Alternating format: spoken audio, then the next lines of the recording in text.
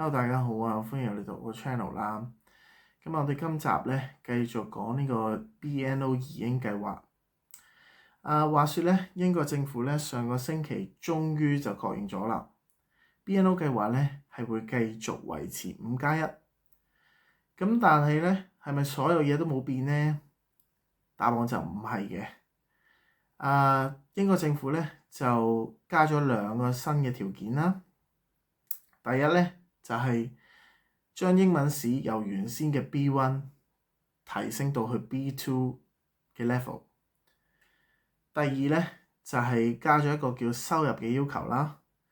咁就收入一定要達到每年12,570英鎊嘅，咁就大概係12萬港紙啦。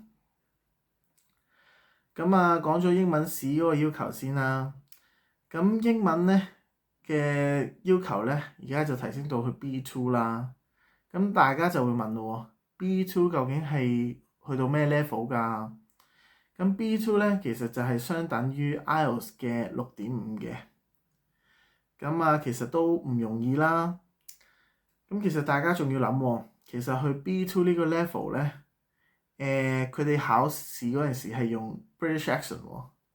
咁其實好多香港人咧，佢哋嚟到英國咧，都可能會覺得即係 British accent 係好難去適應啦，甚至係完全係聽唔明啦。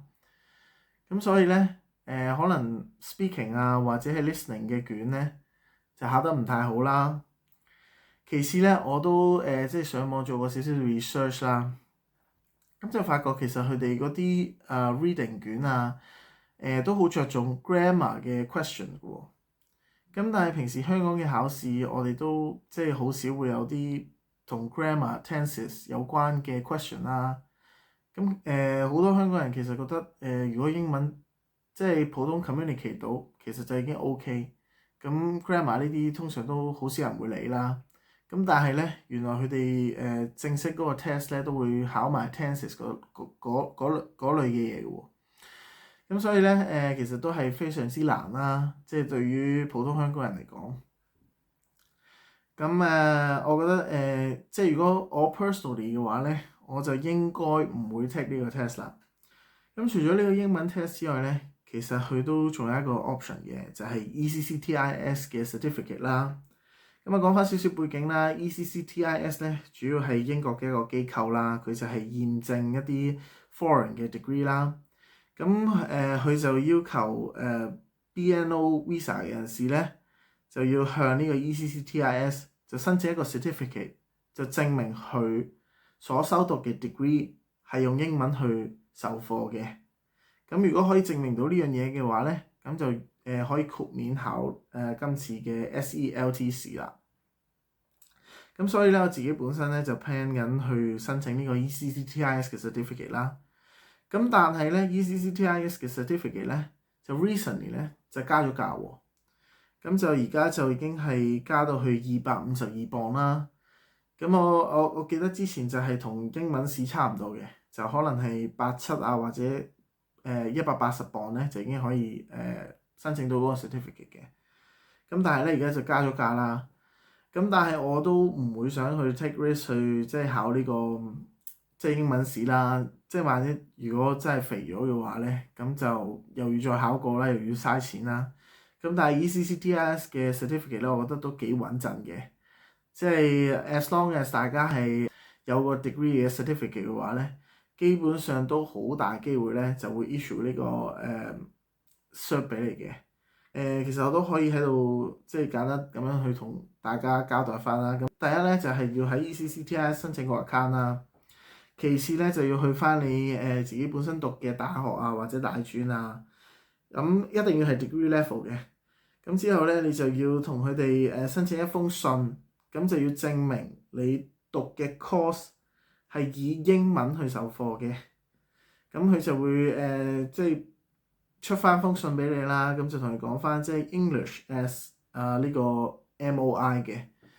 咁當你有呢封信之後咧，你就 pass 俾 ECCTIS， 跟住咧就由佢哋去再 verify 啦。咁 verify 完之後咧，佢就會出翻個 cert 俾你噶啦。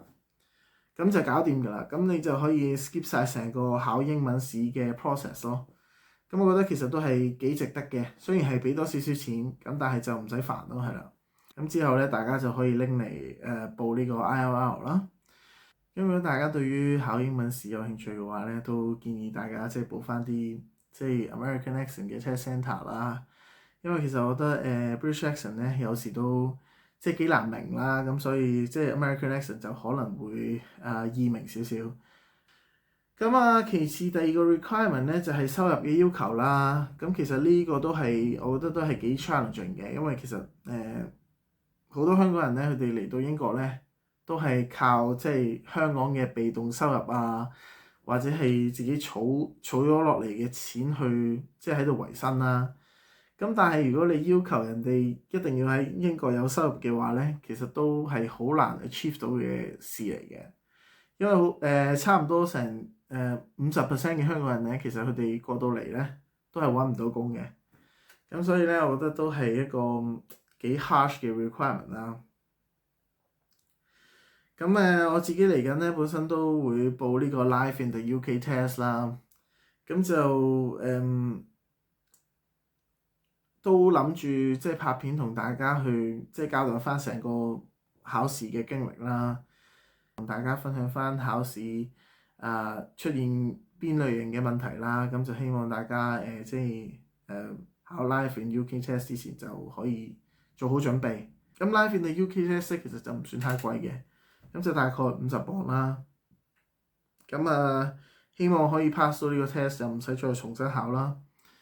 咁之後咧都會即係拍片同大家講翻成個 ECCTIS 申請嘅流程啦。